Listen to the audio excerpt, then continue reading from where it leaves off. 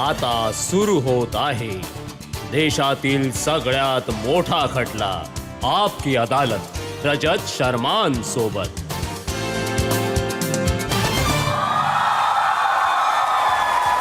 नमस्कार, आपकी अदालतमध्ये तुमचे खूप खूप स्वागत आहे।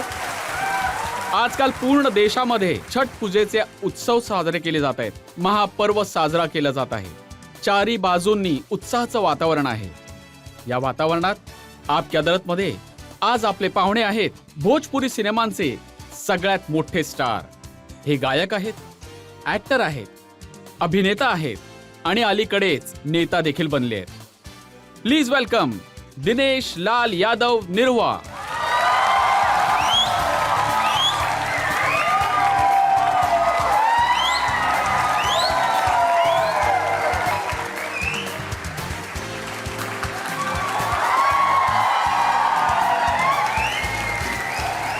आणि या टाळ्या अशाच वाजत राहू दे, कारण आता मी आमंत्रित करत आहे आपकी अदालतमध्ये आणखी एका स्टारला।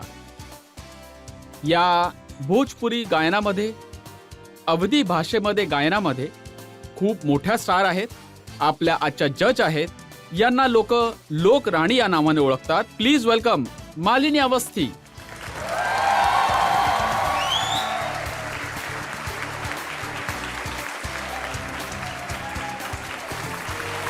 आजचा खटला सुरू करण्यात यावा। आज आपण खटला चालवत आहोत भोजपुरी सिनेमातला मोठा तारा दिनेश लाल यादव, ज्यांना तुम्ही निरहुआच्या नावाने ओळखता।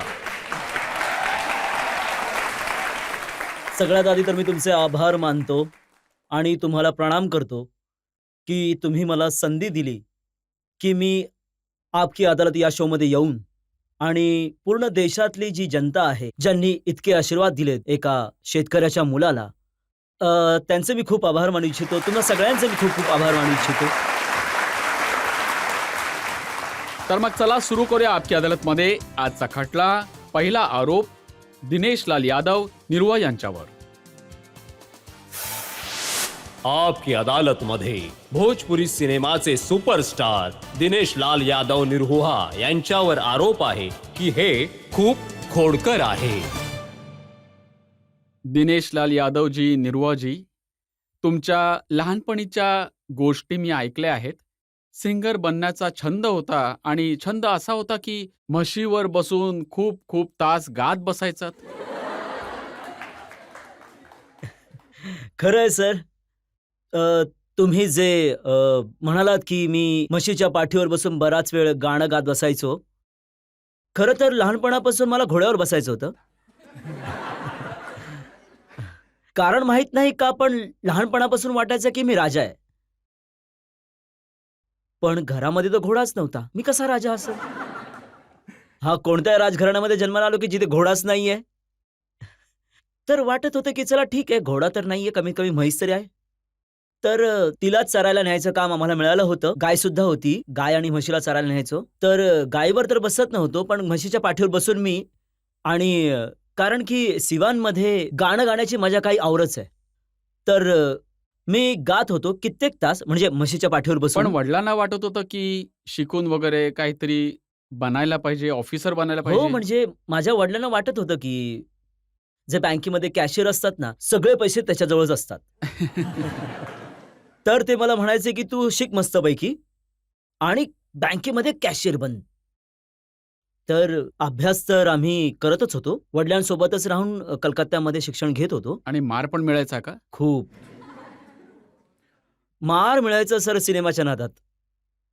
म्हणजे करिश्मा कपूरचा मी खूप मोठा फॅन आहे।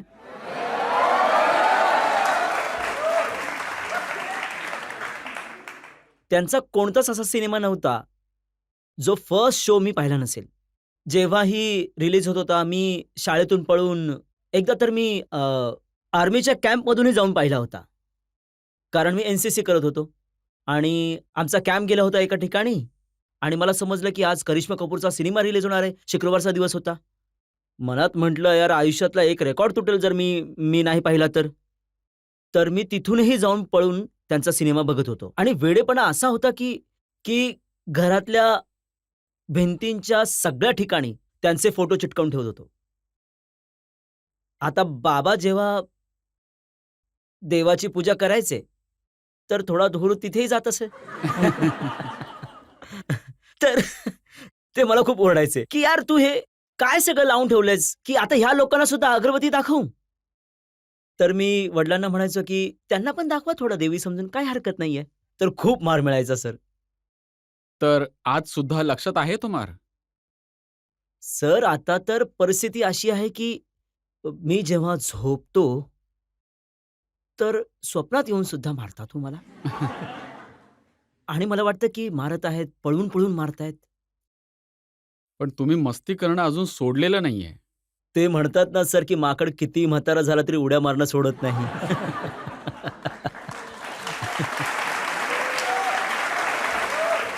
दिनेश लाल यादव नाव तर लक्षात येतं, पण निर्वाह काय आहे? ते असं असतं ना सर की मी स्ट्रगल करत होतो गायनामध्ये आणि 1-2 कॅसेट माझ्या आल्या होत्या. एक तर होता बुढवा में दमबा, बुडवा में? दमबा, हां. म्हणजे म्हाताऱ्या माणसात दम आहे. दम आहे. हां. कारण की अमिताभ बच्चनचा फोटो लावला होता त्यावर.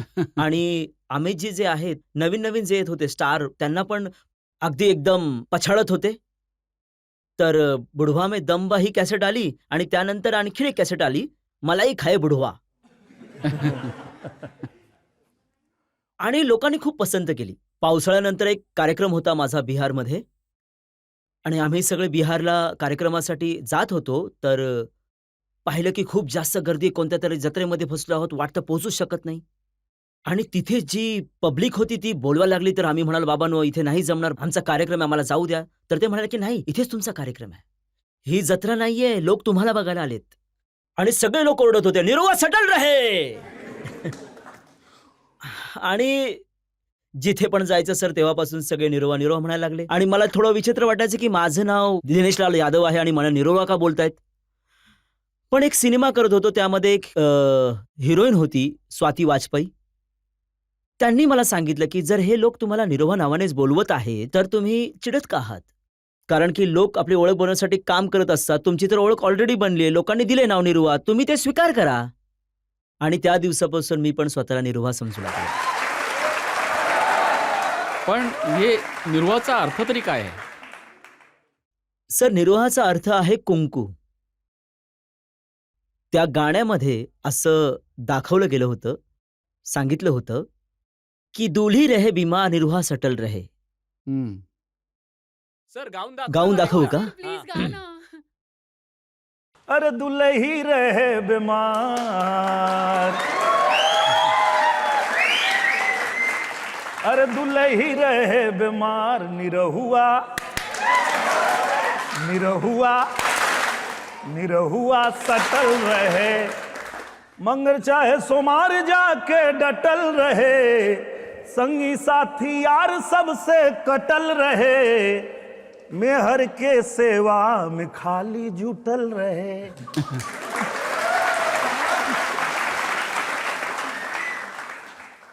तर मला असं वाटतं, की हा अल्बम हिट पण ह्यामुळे झाला सर, की प्रत्येक स्त्रीला असाच पती पाहिजे, जो मित्रमंडळींबरोबर पार्टी करत नसेल, आपल्या बायकोची काळजी घेईल, आपल्या बायकोची सेवा करेल. जर ती आजारी आहे, तर तिची काळजी घेईल.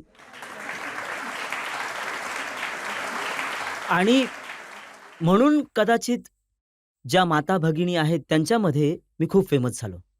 आणि त्या लोकांनी निरोहा नाव दिलं मला सर. तुम्ही नोरवाच्या नावाने फेमस झालात, अल्बम चालला, लोकांनी पाहिला. पण गाझीपूर ते मुंबई ती खूप भयंकर वेळ होती सर.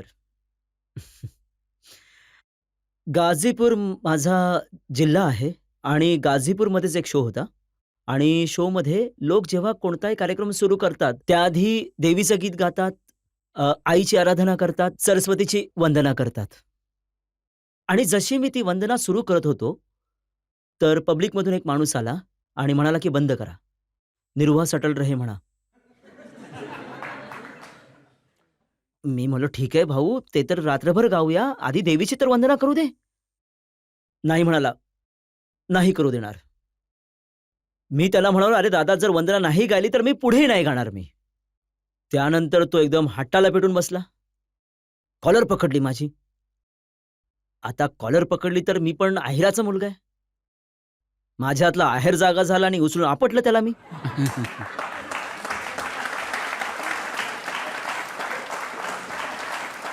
स्टेजवर उचलून आपटलं त्याला आणि आम्ही लोकांना सर गात होतो, बिरहा गात होतो. तर आमच्या हातामध्ये सर लोखंडाचा चिमटा होता, वाजवत होतो. तो चिमटा घेतला म्हणून आता इथेच खेळ संपवून टाकेल तुझा. आणि त्यानंतर तो प्रोग्राम बंद झाला आणि मी घरी आलो. आमचे मोठे दादा विजयलाल यादवजी, जे माझे गुरु आहेत, ते घरी आले बनारसमधून धावत पळत आणि म्हणाले की अरे तू कोणाला मारलंस का स्टेजवर? तर तो तर त्यानंतर मी मुख्तार अन्सारीचा माणूस होता. सर फक्त त्यांचा माणूस नव्हता तर शूटर सुद्धा होता. तर ते म्हणाले की विचार नाही करत का काही करण्याआधी मरशील एक दिवस, कोणतरी मारून टाकेल एके दिवशी तुला. इतकं उतावीळ नाही झालं पाहिजे. तू गायक आहेस, कलाकार आहेस, कलाकाराने शांत राहिलं पाहिजे. तर मी म्हणालो मी याहून जास्त शांत नाही राहू शकत.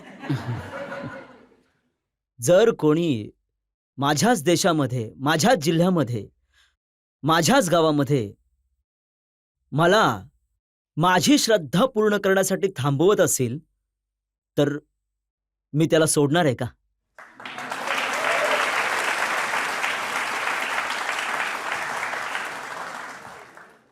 दादा म्हणाला की तू इथं आता राहू नकोस.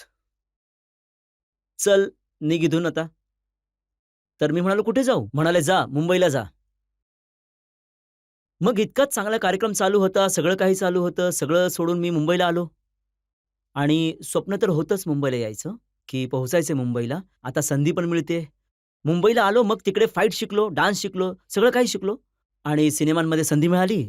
आणि आणि सिनेमा पण तुम्ही केलात की निरुवा रिक्षावाला. डॉन वगैरे बनला असतात. बरोबर म्हणालात तुम्ही सर. त्या दरम्यान डॉनची पण स्क्रिप्ट मला मिळाली होती. पण मी ही निवडली, की मी अभिनेता तर नाहीये. मी अभिनयाचा कोणताही चांगला कोर्स केला नाहीये. तर मी डॉन दिसेन की नाही माहीत नव्हतं मला. पण रिक्षामध्ये बसेल तर रिक्षावाला नक्कीच दिसेन. आणि लोकांना वाटलं सुद्धा की हा रिक्षावालाच आहे. आणि तो जो सिनेमा होता, त्या सिनेमाने सुपरस्टार बनवलं मला सर. ही गोष्ट खरी आहे की जनतेने तुम्हाला खूप प्रेम दिलं. तुमचे इतके सगळे सिनेमे हिट झाले. पण मी तर असं देखील ऐकलं की आज देखील जेव्हा शूटिंग करत असता, तेव्हा खूप मस्ती करता. कोणत्याही माणसाला झाडाला बांधून ठेवता. सर नाईलाज असतो, बांधावं लागतं सर. म्हणजे आम्ही शूटिंग करत स्टेजवर असताना त्याला मारणं पण नाईलाज होता, आपटणं पण नाईलाज होता आणि झाडाला बांधणं देखील नाईलाज असतो. सर मला संधी तर द्या, मी सांगेन तर तुम्ही म्हणाल की ते गरजेचं होतं त्याला बांधणं. आता आम्ही शूटिंग करत होतो आणि गर्दी तर खूप होती, पण सगळे शांततेने बघत होते, डिस्टर्ब नव्हते करत ते. त्यांच्यापैकी एक माणूस आहे ज्याला त्रास द्यायचा होता. तो अचानकपणे असं करायला लागला. आणि आता जसे तुम्ही लोकं हसलात तशी पूर्ण पब्लिक हसायला लागली. आणि आमचा डायलॉग पण तिथे व्यवस्थित नव्हता झाला. आम्ही करूच शकत नव्हतो. आम्ही आता म्हटलं काय करायचं, काय कळत नव्हतं. तर मी म्हटलं त्याला बोलवा. त्याला बोलवून आणलं. मग विचारलं ॲक्टिंग करशील? हो दादा, म्हणून तर मी हे सगळं करतोय किती वेळ झालंय. तुम्ही लक्षच देत नव्हतं. तर मी म्हटलं चल ये. मी त्याला म्हटलं की एक काम करा, याला बांधा तिकडे. तुमचा झाडाला बांधल्याचा सीन आहे, की मी इथून सगळ्यांसोबत फाईट करून येईन आणि तुम्हाला तिथे येऊन वाचवेन. त्याला तिथे झाडाला बांधलं आणि आम्ही आरामात सगळं शूटिंग केलं आणि तो तिथेच बांधून ठेवलेला. जनतेमधून 1-2 प्रश्न घेऊ शकतो. आजकाल भोजपुरी फिल्म इंडस्ट्रीमधून नंबर 1 वरून पवन सिंग आणि खोसारीलाल यांच्यामध्ये मतभेद चालू आहेत आणि भांडणं देखील चालू आहेत. निरुहा कोणाला नंबर 1 वर मानतात? मी माझ्या दोन्ही भावांना ही गोष्ट सांगितली आहे, की नंबर 1, नंबर 2 आणि नंबर 3 तर नरुहाच्या नावाने बुक आहे. 4 आणि 5 साठी त्यांना लढायला पाहिजे.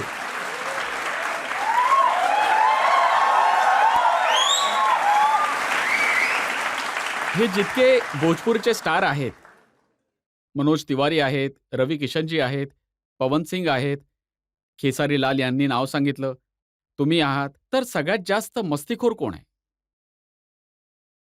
पवन सिंग, पॉवर स्टार. तो सगळ्यात मस्तीखोर आहे.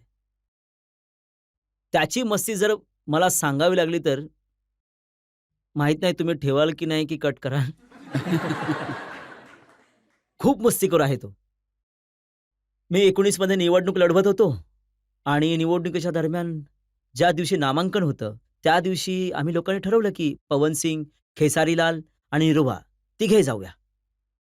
आणि एक हेलिकॉप्टर बुक केलं आणि मी जाऊन बसलो त्यात. पवनजी तिथे येऊन बसले आणि पवनजी म्हणाले, "काय बघतोस रे बाबा, चल." तर मी म्हणालो की "अरे तो येतायत ना खेसारी, अरे त्याचं काय काम आहे?" "बघ, वेडा झालायस का तू?" तर मी म्हटलं की "आपला भाऊच आहे, येऊ दे त्याला, पण तुला काय प्रॉब्लेम आहे?" तर म्हणतो, "तुझी हीच सवय मला अजिबात आवडत नाही." नको म्हणालो ना. मी म्हटलं, "अरे येऊ दे ना, काय प्रॉब्लेम आहे तुला? तिघे भाऊ जाऊया ना, लोकांना पण चांगलं वाटेल." तर म्हणाला की "तू निघूनच दाखव." मी म्हटलं, "अरे काय बोलतोयस तू?" तोपर्यंत खेसारीजी पण आले आणि ते पण येऊन बसले. मग दादा नमस्कार, नमस्कार सगळं झालं. त्यानंतर पवनजी. "हॅलो."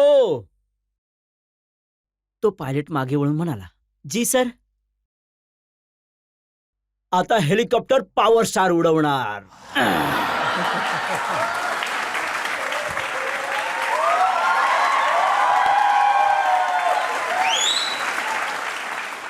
मग खेसारी म्हणाला की "ए दादा बघा बघा बघा बघा ना." म्हणून मी म्हणत होतो की मी इथूनच परत जातो, मी नाही येत, त्यांना घेऊन जा. मी म्हटलं थांबा थांबा थांबा, तुम्ही टेन्शन नका घेऊ, तुम्ही समजवतो त्याला. "अरे भाऊ असं का करता तुम्ही? पवनजी थोडे शांत व्हा." "अरे कशाला घाबरतोयस रे? आपल्याला उडवता येतं रे." हं? त्यावर खेसारी बोलला की "भाऊ बघितलं ना, मी म्हणालो होतो ना, भाऊ यांना सांगा ना नका करू म्हणून." "हॅलो मागे, अरे ये ना यार, मागे बस ना, आता पॉवर स्टार उडवणार." तो सुद्धा घाबरून गेला, पायलट सुद्धा. "अरे सर हे काय करताय, त्याला सांगा ना." आणि तोपर्यंत खेसारी उतरला, आम्हाला "दादा आम्ही नाही येणार, नमस्कार, आम्ही निघालो, आम्ही निघालो." आणि ते निघून गेले. त्यानंतर म्हणतात की "हॅलो चला."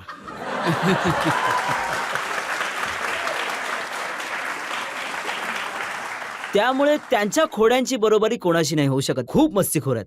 आणि म्हणूनच ना त्यांना लहानपणी हनुमान म्हणत होते, पवन सिंग यांना. आज पण त्यांची मस्ती तशीच आहे.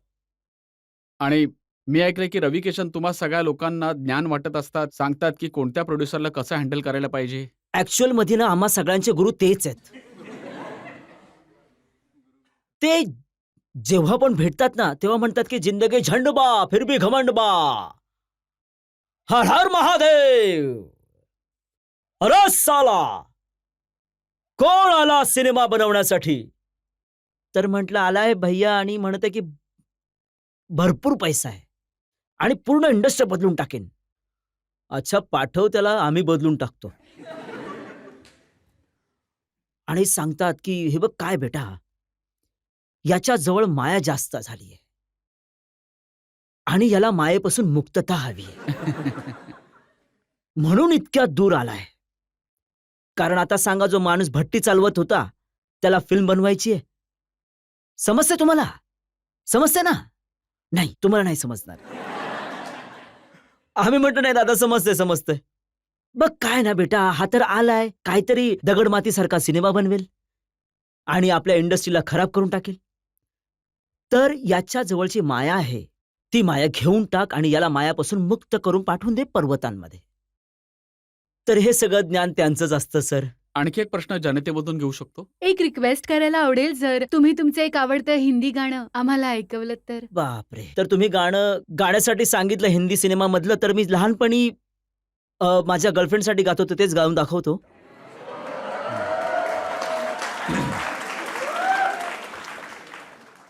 आणि अगदी ती तुमच्याच सारखी सुंदर होती.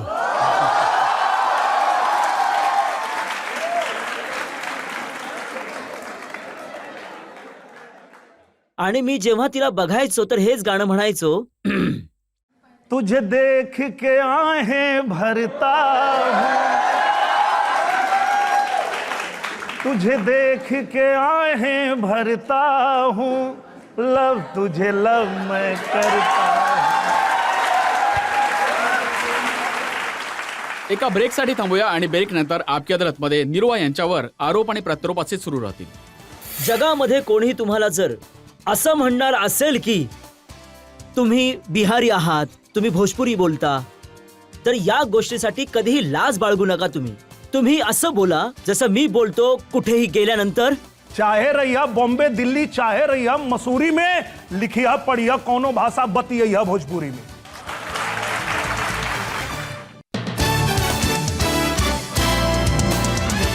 आपकी अदालतमध्ये आज आपण खटला चालवत आहोत दिनेश लाल यादव उर्फ निरुआ यांच्यावर. छठ पूजेची तयारी आहे, देशामध्ये उत्साहाचं वातावरण आहे. भोजपुरी सिनेमाचे स्टार निरुआ यांच्यावर पुढचा आरोप. आपकी अदालत मध्ये भोजपुरी सिनेमाचे सुपरस्टार दिनेश लाल यादव निरहुआ यांच्यावर आरोप आहे की हे अश्लीलता पसरवतात. आता बघा, तुम्ही म्हणत होतात की वातावरण बदलत आहे, पण भोजपुरीला पूर्ण जगामध्ये 25 करोड लोक बोलत आहेत, बघत आहेत. पण जेव्हा तुमचे सिनेमे पाहिले जातात त्यांना ऐकू काय येतं? सैया, गोरी, खटिया, चोळी, ब्लाऊज.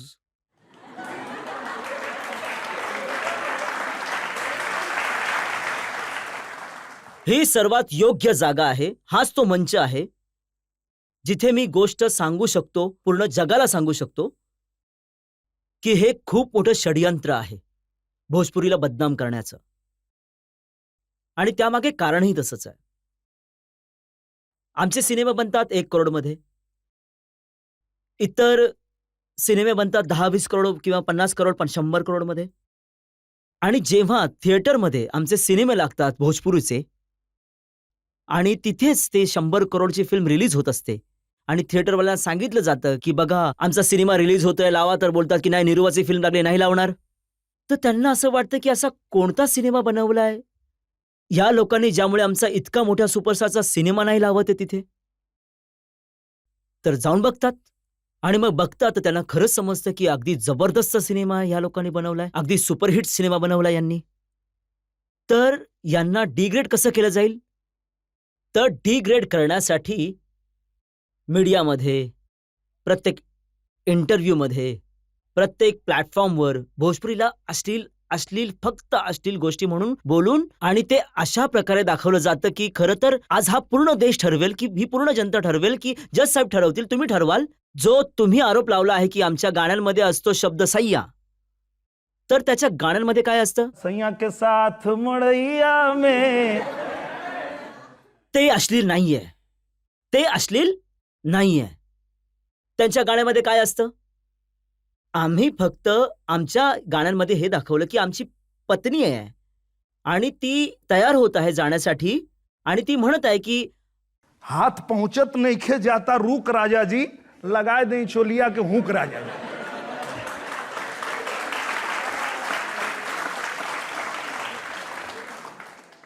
आता हात नाही पोहोचत आहे तर त्याची मदत पती नाही करणार तर कोण करणार? तर ती म्हणतीये की लगाय दे चोलिया के हुक राजाजी. आता त्याला हे म्हणतात की हे अश्लील आहे आणि ते जेव्हा म्हणतात की चोली के पीछे क्या है, चुनरी के नीचे.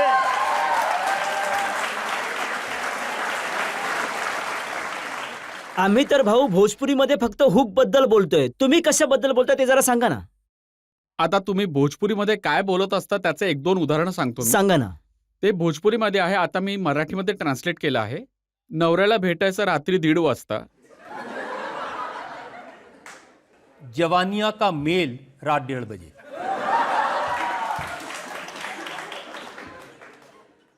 कमीत कमी भोजपुरीमध्ये रात्री 1:30 वाजेपर्यंतच आहे ना.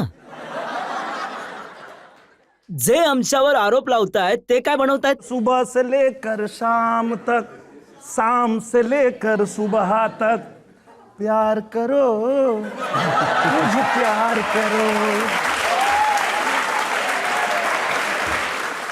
भोजपुरीमध्ये 1:30 वाजता बोललो तर इतका प्रॉब्लेम झाला की भोजपुरीला अश्लील म्हणून संबोधलं गेलं आणि हे लोक सकाळपासून संध्याकाळपर्यंत, संध्याकाळपासून सकाळपर्यंत. तर आम्ही अश्लील आहोत की हे लोक अश्लील आहेत? पण हे तर भोजपुरीमध्ये म्हणतात ना. पलंग पे आजा, चाहे तो नीचे तकिया लगा ले.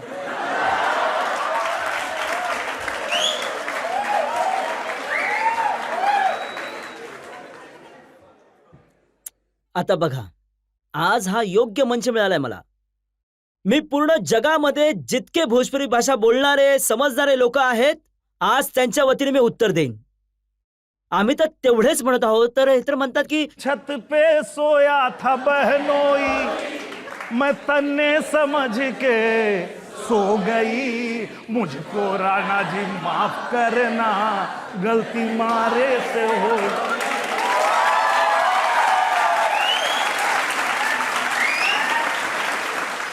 आता हे संपूर्ण जनतेचं न्यायालय. जज साहेब, तुम्ही आणि पूर्ण देश हे जग ठरवेल की आम्ही जर खाटेवर बोलवलं तर आम्ही अश्लील आहोत, की हे जे गच्चीवर कांड करत आहेत हे लोक अश्लील आहेत. पण तुम्ही फक्त खाटेवर बोलवत नाही आहात. तुम्ही काय म्हणत आहात? सैया छोड़ दो, तू खटिया तोड़ देगा रे. बघा, आम्ही जे म्हणत आहोत ते लोक देखील तेच म्हणत आहेत. काही वेगळं नाही पण म्हणत आहेत. तुम्ही थोडं जास्तच बोलत आहात. नाही.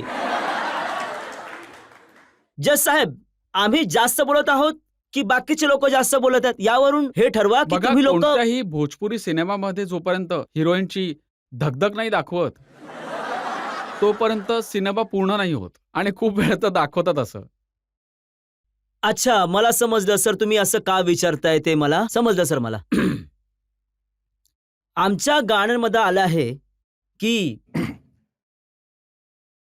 छुवेला त छुवते धड़क जाले छतिया.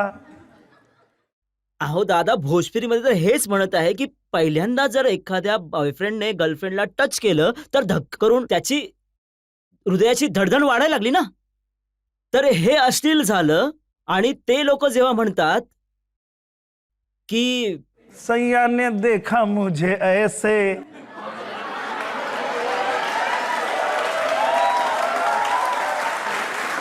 कोण अश्लील आहे हे आज या न्यायालयात ठरेल की अश्लील कोण आहे. आम्ही आहोत की हे आहेत. बाकीचे बनवत आहेत. आम्ही तर फक्त असंच म्हणत आहेत की बाबा, सैयाने जर टच केलं तर आम्हाला असं धक्स झालं आणि टच केलं म्हणून. तर हे अश्लील कुठल्या बाजूने वाटतंय? अश्लील तर हे आहे की सैयाने देखा मुझे ऐसे मैं. मला वाटतं की तुम्ही लोक आज जाणून घ्याल की भोजपुरीला अश्लीलतेसोबत जोडून हे लोक बदनाम का करू इच्छित आहेत. अरे बाबा, हे तर तुम्ही हिरोईनला म्हणत आहात अपनी तुझ्या लिपस्टिक का लिपस्टिकची स्वाद चव घेऊ चखा दे. दे.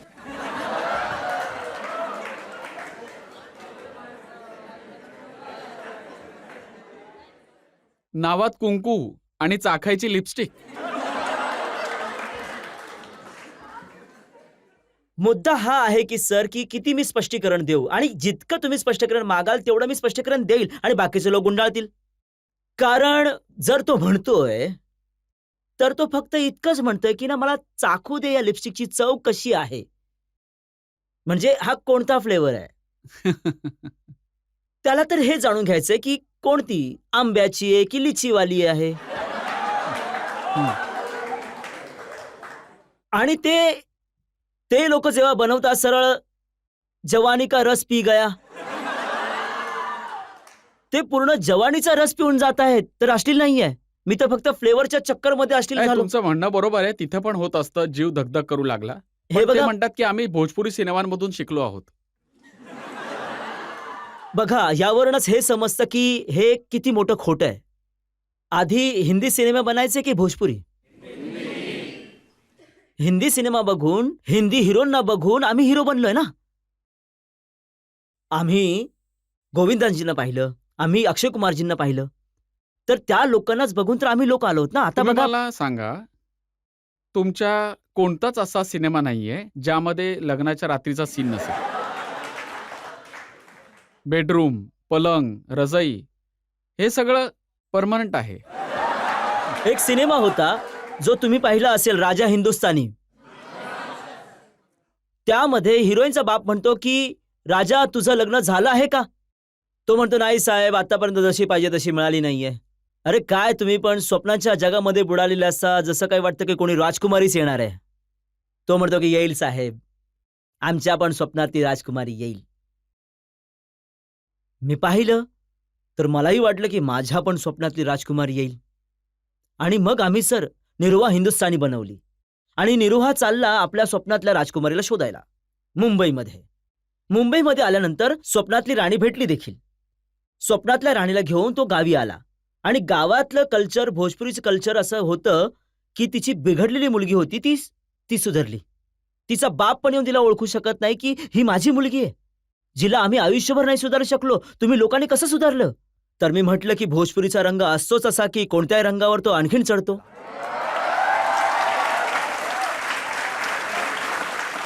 त्या सिनेमामध्ये मोठं स्वप्न कसं पाहिलं जातं हे सांगितलं गेले आहे की गावातला मुलगा, एक गरीबाचा मुलगा कसा विचार असा करू शकतो की जोपर्यंत स्वप्नातली राणी मिळणार नाही तोपर्यंत लग्न करणार नाही.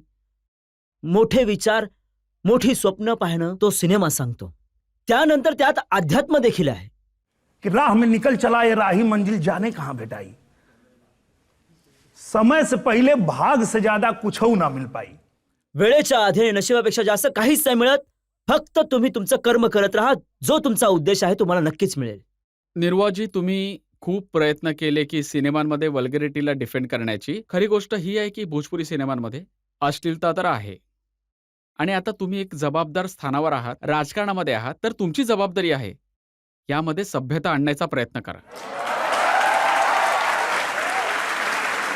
सर, आत्ताच सरांनी आरोप लावला होता वल्गॅरिटीचा. तुम्ही बॉलिवूडच्या दिशेने इशारा केलात. आजकाल एक लहान मुलगा सुद्धा सोशल मीडियावर आहे, तो असे शब्द आणि अशी गाणी ऐकत असतो, तर त्याचं माइंडसेट कुठे जात असेल? खूप चांगला प्रश्न तुम्ही विचारला आणि मला एक गोष्ट स्पष्ट करायची की मी कोणाला चुकीचं नाही सांगितलं की ते चुकीचे आहेत. मी असं म्हणालोय की एंटरटेनमेंटसाठी जे सिनेमे बनवतात ते कोणत्याही इंडस्ट्रीमध्ये असो ते असेच बनतात. आता तुम्हाला निवड करायची की तुम्हाला काय बघायचंय, तुम्हाला तुमच्या मुलांना काय दाखवायचंय. पवन सिंग यांनी खूप चांगली गोष्ट सांगितली की मी 500 देवींची गाणी गायलेत, भजन गायलेत, ते का नाही ऐकत तुम्ही? लॉलीपॉप का ऐकता? जिथेही जातो आम्ही, जगातल्या कोणत्याही कोपऱ्यात गेलो तरी तिथे ते वाजायला लागतं. कमरिया हा हा, कमरिया हा हा, कमरिया करेला पालप लॉलीपॉप लागेलू. तर सांगण्याचा हा अर्थ आहे की सगळं उपलब्ध आहे. निवड तुम्हाला करायची की तुम्हाला काय पाहिजे. मला माहितीये की बिहारमध्ये कसं आदरपूर्वक बोललं जातं किंवा छठ पूजा या सगळ्या गोष्टी आहेत, पण तरीही एक बिहारी म्हणून मला हे एक्सप्लेन करणं लोकांना खूप कठीण होतं की बिहारमध्ये खूप आदराने बोलतात, अदबीने बोलतात. तर या गोष्टी जर तुम्ही प्रमोट नाही केल्यात तर कोण करणार? मी केल्या आहेत प्रमोट आणि मी आज तुम्हाला सांगतो की जगामध्ये कोणीही तुम्हाला जर असं म्हणणार असेल की तुम्ही बिहारी आहात, तुम्ही भोजपुरी बोलता, तर या गोष्टीची कधीही लाज बाळगू नका. तुम्ही असं बोला. तुम्हाला बघायचं असेल तर जाऊन बघा, बनवलं आहे मी. तुम्हाला बघायचं असेल तर आता माझा मूवी आलाय. जर तो हिंदीमध्ये असता तर त्याला नॅशनल अवॉर्ड मिळाला असता. त्यामध्ये एक गाणं होतं, मरून कलर साडिया पूर्ण जगामध्ये ट्रेंड करतंय. तुम्ही बघितलं असेल तर त्यांना सांगा की असं नाहीये. ते जाणून बुजून असं बोलतात की तुम्हाला कमीपणा दाखवण्यासाठी, पण तुम्ही त्यांना गर्वाने सांगा की जसं मी सांगतो, कुठेही जातो, चाहे रहिया बॉम्बे दिल्ली, चाहे रहिया मसूरी में, लिखिया पढ़िया कौनो भाषा बतिया भोजपुरी में. इथे आणखी एका ब्रेकसाठी थांबूया आणि ब्रेक नंतर आपकी अदालतमध्ये नुराव यांच्यावर आरोप आणि प्रत्यारोप असे सुरू राहतील. त्यांनी जे उत्तर दिलंय ते तुम्ही ऐका. निरुहा सोबत अफेअर, यापेक्षा चांगली गोष्ट कोणती? मग त्यांनी सांगितलं की इतका चांगला जोडीदार जर मिळाला तर लग्न करणे म्हणजे गंगेमध्ये स्नान करण्यासारखं.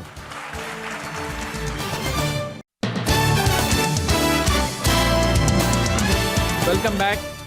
आजकाल छठचा उत्सव साजरा केला जात आहे. पूर्ण पूर्वांचलमध्ये जबरदस्त जोश आहे, उत्साह आहे. अशा प्रसंगी आज आपले पाहुणे आहेत निरुहा आपकी अदालतमध्ये पुढचा आरोप. आपकी अदालत मध्ये भोजपुरी सिनेमाचे सुपरस्टार दिनेश लाल यादव निरहुआ यांच्यावर आरोप आहे की हे खूप फ्लर्टी आहेत. बघा, तुम्ही हेच सिद्ध केलं आहे की तुम्ही किती फ्लर्टी आहात. गावामध्ये मुलीसाठी देखील गाणं गात होतात. घरच्या भिंतीवर करिश्माचे पोस्टर लावायचे. जेव्हा तुम्ही फिल्म इंडस्ट्रीमध्ये पोहोचलात तरी देखील तुमचं रेप्युटेशन हेच राहिलं. मला तर वाटतं की ते जवानी जवानी नाही ज्याचं कोणती कहाणी नाही.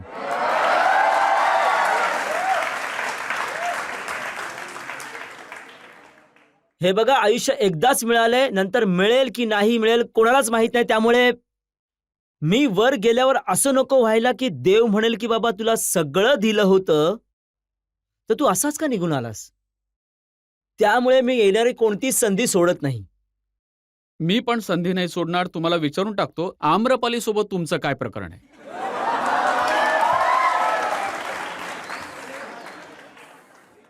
अच्छा, असं आहे ना की हे जे आपले प्रेक्षक आहेत तेच हे सगळ्या गोष्टी बनवत असतात. खरं जेव्हा मी आधी पाखीजी सोबत सिनेमे करत होतो आणि जेव्हा कुठे मी स्टेजवर जायचो तेव्हा ऑडियन्स बोलायची, ओ दादा जरा वहिनीला बोलवा, वहिनीला बोलवा. तर ती म्हणायची का, अरे हे लोक असं का बोलतायत.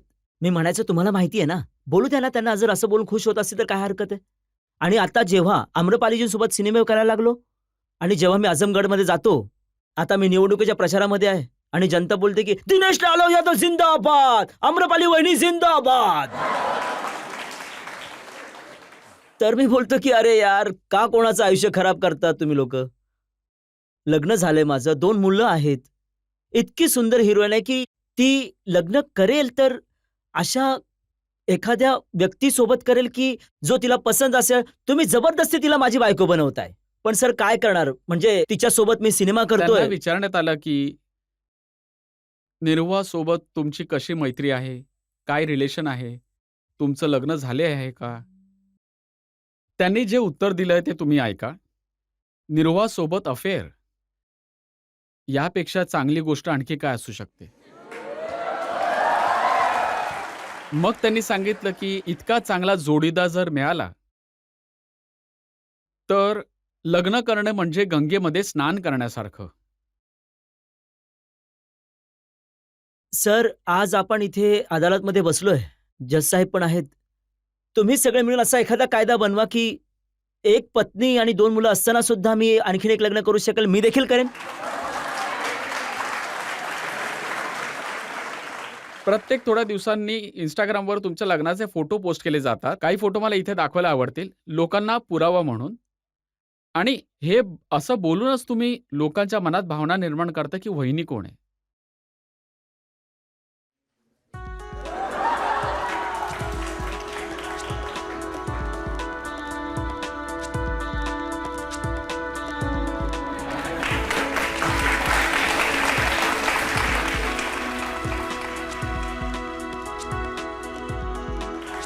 प्रत्येक थोड्या दिवसांनी असं वाटतं की तुमचं लग्न होत आहे आम्रपाली सोबत.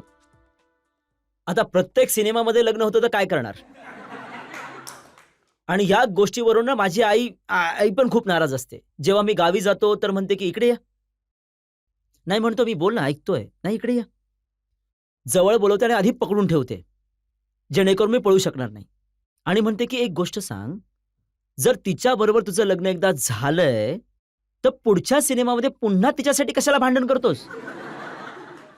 कधी इथून रक्त वाहत असतं, कधी इथून गोळी लागलेली असते, कधी काय होत असतं. तुला लहानपणापासून किती मेहनतीने कष्टानं मोठं केलंय तुला माहितीये. तेव्हा मी म्हणतो की अगं आई, खोटं आहे ते सगळं. तर मग जर खोटं आहे तर एकदाच कर ना, तू सारखं सारखं का करतोस. तर मी म्हटलं बरं ठीक आहे, प्रयत्न करेन की पुढच्या सिनेमामध्ये सांगेन की लग्न नको, बाकी सगळं ठेवूया.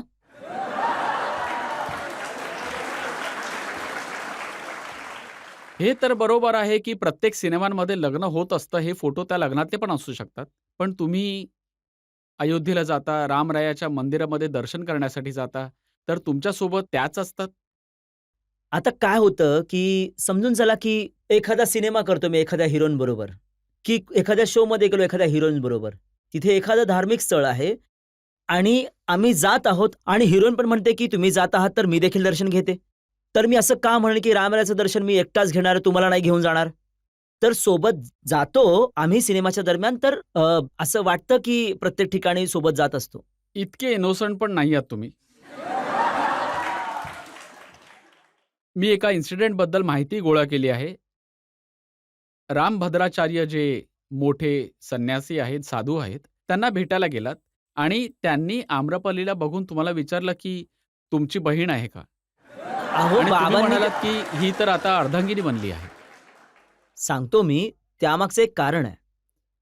आम्ही गेलो बाबांचं दर्शन करायला आणि बाबा मी गेल्यावरच म्हणतात की अरे निरोबा सटल रहे, ये ये ये. आम्ही गेलो, पाया पडलो, नमस्कार केला. बाबा आमची मजा घ्यायला लागले. म्हणाले की ही तुझी बहीण आहे. तर मी पण बाबांची मजा घ्यायला लागलो की नाही, ही माझी अर्धांगिनी आहे. जर म्हणजे ते आमचे गुरु आहेत आणि ते सगळं बघतात. ते तर असं देखील म्हटलं जातंय की त्यांनी भगवान राम यांना पण पाहिलंय. तर जर तुम्ही इतकं पाहिलं आहे तर 35 सिनेमांमध्ये माझी बायको बनली आहे ते बघत नाहीये आणि एकाही सिनेमामध्ये माझी बहीण नाहीये. तुम्ही म्हणताय की ती बहीण आहे. जज साहेबांना तुमच्याशी काहीतरी बोलायचं आहे. आदेश. आता जेव्हा गीत संगीतची फरमाईश केली गेलीच आहे, तर माझी विनंती आहे तुम्हाला की ज्या गाण्याने तुमची ओळख बनली ते तर तुम्ही सादर केलंत. पण सूर संग्रामच्या दरम्यान मी पाहिलंय तुमची किती लोकप्रिय गाणी कॉन्टेस्टंट येऊन गात होते. काही असे पारंपरिक खाटी लोकगीत ऐकवा. एक गाणं त्यावेळेस मी गायलं होतं की कि इलाहाबाद से मैं हमार पतोह कैले बा, अजब से आइल बाई घरवा में कोह कैले बा. तर त्याचं उत्तर हे होतं की कि एही तरे पेच हमार धैले रहलू तू, उहे करेले पतोहिया जवन कैले रहलू तू. तर ही तर त्यावेळेची गोष्ट होती. पण आता जेव्हा मी गावामध्ये जातो, लोकांना भेटतो, माता भगिनींना भेटतो, तर जे लोक आधी म्हणत होते की शिकलेली सून नाही पाहिजे, म्हणजे ती आली तर खूप त्रास देते, जेवण बनवत नाहीये, हे करत नाहीये, ते करत नाहीये, म्हणजे शिकलेले आहे म्हणून रागवत होती सासू तिच्यावर. आज त्याच लोकांचा म्हणजे सूर बदललाय जेव्हापासून ते महिला आरक्षण आलंय. आता तर ते लोक काय म्हणतात कि बेटा के जैसे पतोहियों के पढ़ावल जाई हो, बेटा के जैसे पतोहियों के पढ़ावल जाई हो, अब तो लोकसभा पतोहियों के लड़ावल जाई हो. प्रश्न नाहीये, एक रिक्वेस्ट आहे आपल्या जज साहेबांना, मालिनी अवस्थीजी यांना. जसं की आपल्या सगळ्यांना माहितीये त्यांनी भोजपुरी इंडस्ट्रीमध्ये सुपरहिट गाणी दिली. छठ पूजेचा उत्सव सुद्धा आहे, तर तुम्ही आमच्यासाठी काही गायलं तर खूप आवडेल आम्हाला. वाह वाह.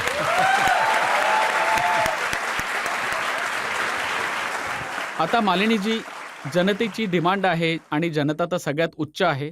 छठचं गाणं विनम्रपणे तुमची फरमाईश आली आहे, मी नक्कीच गाईन छठ देवीला नमन करून. पण त्याआधी आपल्या इथे सगळ्यांच्या छठ देवीचा पर्याय श्रद्धेय शारदाजी नाही राहिल्या. मी सगळ्यात आधी त्यांच्या स्मृतीला नमन करते आणि त्यांच्या आत्म्याला शांती मिळो. ऐका. हरि काच ही बांस के बहंगिया, बहंगी लचकत जाय, बहंगी लचकत जाय. हरि काच ही बांस के बहंगिया, बहंगी लचकत जाय, बहंगी लचकत जाय. अरे होई ना बलम जी कहरिया, अरे होई ना बलम जी कहरिया, बहंगी घाटे पहुँचाए, बहंगी घाटे पहुँचाए. तू हरी जे बानी छठी मैया, अरे तू हरी जे पानी छठी मैया, बहंगी उनका के जाए, बहंगी घाटे पहुँचाए, बहंगी लचकत जाए.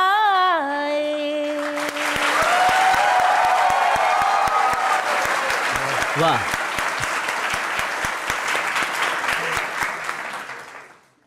मला वाटतं इतकं सुंदर गाणं ऐकल्यानंतर योग्य असेल की इथे ब्रेक घेऊया. वा, आणि एका ब्रेक नंतर आपकी अदालतमध्ये निरुळा यांच्यावर आरोप आणि प्रत्यारोप असेच सुरू राहतील. हिंदुस्थानातील जितकेही दिग्गज सेलिब्रिटी असतील, नेते असतील, ते सगळे लोक इथे बसून गेले. आणि सरांनी मला हे सौभाग्य दिलं आहे की आता मी ह्याहून काय माझ्यासाठी असेल. छठ पूजेच्या या उत्सवादरम्यान आपकी अदालतमध्ये आपले पाहुणे आहेत पूर्वाचाचल मोठे स्टार, भोजपुरी सिनेमाचा तारा निरुआ. आपकी अदालतमध्ये पुढचा आरोप. आपकी अदालत मध्ये भोजपुरी सिनेमाचे सुपरस्टार दिनेश लाल यादव निरुआ यांच्यावर आरोप आहे की हे राजकारणासाठी योग्य नाहीये. बघा, जेव्हा तुम्ही राजकारणामध्ये जात होतात तेव्हा अमिताभ बच्चन यांनी तुम्हाला समजावलं होतं. त्यांनी राजकारणामध्ये आलेला त्यांचा अनुभव सांगितला होता. त्यांनी म्हटलं होतं की या मार्गावर जाऊ नको, पण तुम्ही नाही ऐकलं. अगदी योग्य बोलता तुम्ही सर. पण मला वाटतं की सरांनी मला जेव्हा सांगितलं होतं तर या गोष्टीचा विचार करून त्यांनी सांगितलं असेल की जो सेलिब्रिटी असतो त्याला खूप जास्त आराम मिळतो, खूप जास्त शांततेत राहत असतो. आणि राजकारणामध्ये तुम्ही जर गेलात तर तुम्हाला जमिनीवर चालावं लागतं, लोकांच्या मध्ये जाऊन काम करावं लागेल. तर कदाचित म्हणून त्यांनी नाही म्हटलं असेल. पण माझा अनुभव वेगळाच आहे. मला वाटतं की राजकारणामध्ये सगळ्यात जास्त कोणी योग्य असेल तर तो मी आहे. त्याचं कारण काय आहे? त्याचं कारण हे आहे की मला पसंत करणारे लोक, माझ्यावर प्रेम करणारे, मला आशीर्वाद देणारे प्रत्येक भाषेचे आहेत, प्रत्येक जातीचे आहेत, प्रत्येक धर्माचे आहेत. तर असाच नेता हवाय ज्याच्यावर सगळे लोक प्रेम करतील. आणि मला वाटतं की मी यामुळेच मोदीजींना सपोर्ट करतो की ते हे नाही बघत की तुमची भाषा काय आहे, तुमचा धर्म काय आहे, तुमची जात काय आहे, तुमचा पक्ष कोणता आहे, तुम्ही त्यांना मत दिलंय की नाही दिलंय हे काहीच बघत नाहीत. ते फक्त बघतात की तुम्ही लाभार्थी आहात तर तुम्हाला लाभ नक्कीच मिळेल. जर तुम्हाला घर पाहिजे तर ते मिळणारच. जर तुम्हाला रेशन पाहिजे तर ते मिळणार. जर तुम्हाला आयुष्यमान कार्ड पाहिजे तर ते मिळणार. कारण की तुम्ही भारताचे नागरिक आहात आणि ते भारतासाठी ते करत आहेत, सगळ्यांसाठी करत आहेत. तर तुम्हालाही लाभ मिळणार. आणि यासाठी मी राजकारणामध्ये आहे सर. कारण बघा, मोदीजींना तर तुम्ही आत्ता भेटला आहात, त्यांचे प्रशंसक आत्ता बनले आहात. जेव्हा पाकिस्तानने एक हल्ला केला होता हिंदुस्थानवर, तर ते मी बघून खूप दुखावलो होतो आणि मी गाणं बनवलं कि की अब ना छोड़िया पाकिस्तान के सबक सिखादा मोदी जी. अब ना छोड़िया पाकिस्तान के सबक सिखादा मोदी जी. सूतल जब ले शेर रहे तब तक गीदड़ ललकारे. लाखों गीदड़ भागे ले जब शेर झपट्टा मारे.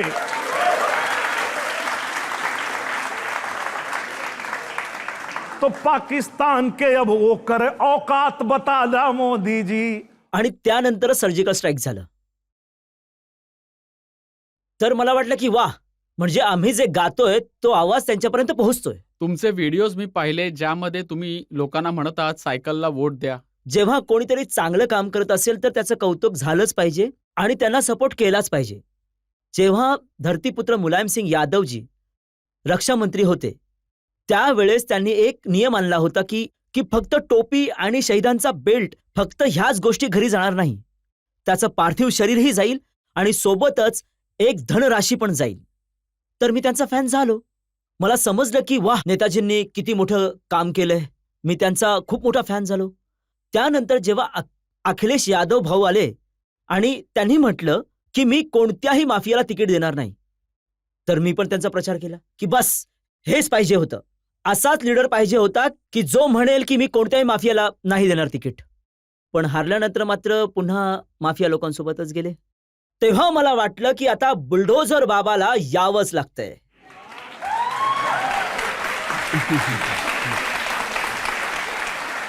बुलडोझरचे सीन तर मी तुमच्या सिनेमांमध्ये पण पाहिले आहेत, पण आता तुम्ही बुलडोझरवर गाणं लिहिलं आहे. हो, मी म्हटलं ना की मी त्या दिवशी फॅन झालो होतो अखिलेश भाऊंचा, जेव्हा त्यांनी म्हटलं होतं की माफियाला तिकीट देणार नाही. पण नंतर जेव्हा असं दिसलं की ते बिनधास्तपणे सगळ्या माफिया लोकांना पाठिंबा देऊ लागले, त्यांचा प्रचार करू लागले, तर म्हटलं की आता बुलडोजर बाबांना आणावंच लागेल आणि मला गावंच लागेल. आणि मग मी गायलो.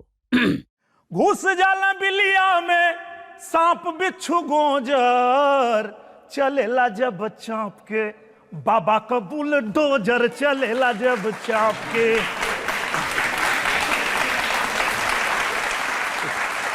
एक प्रश्न अजून घेऊ शकतो.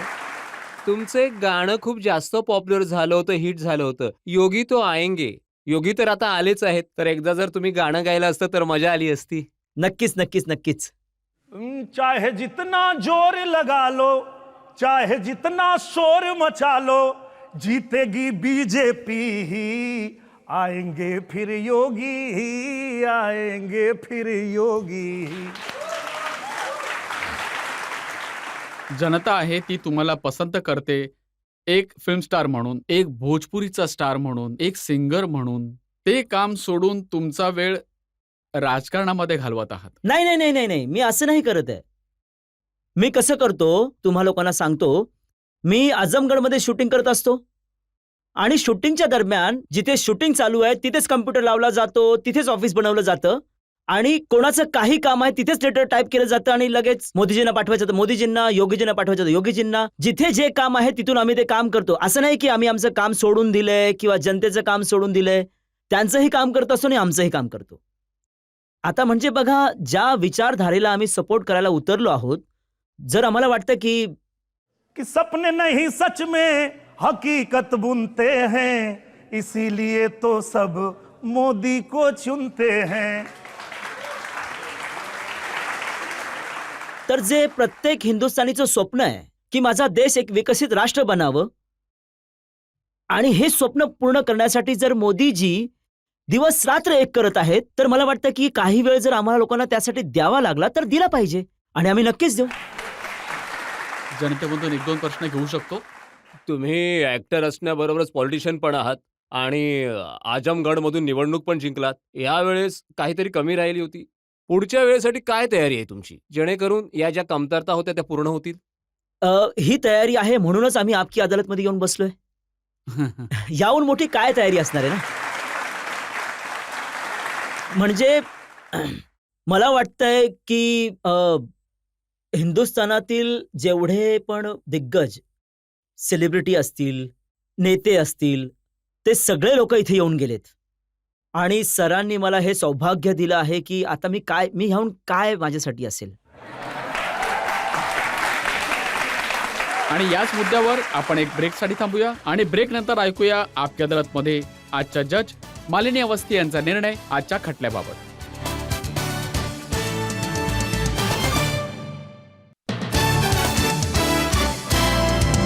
Welcome back.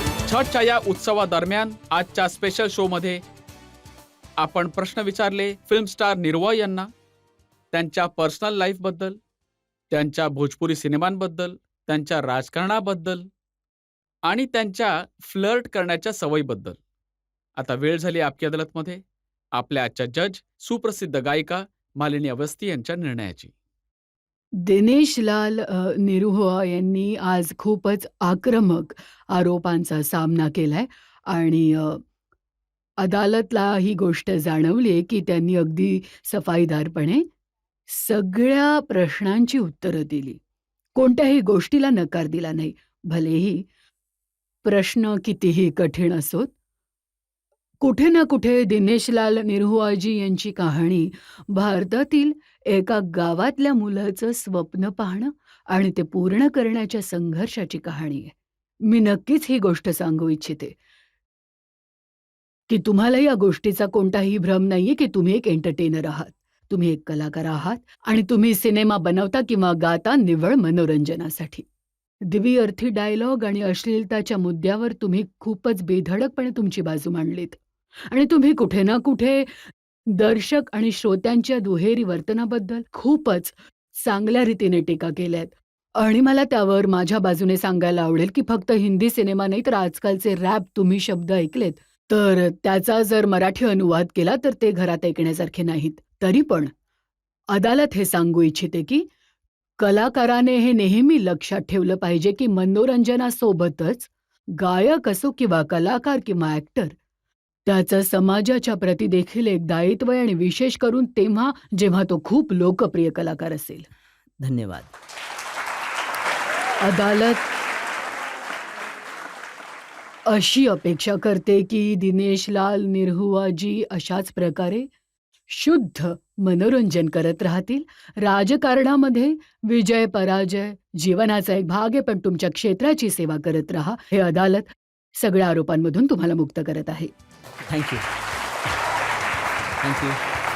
धन्यवाद.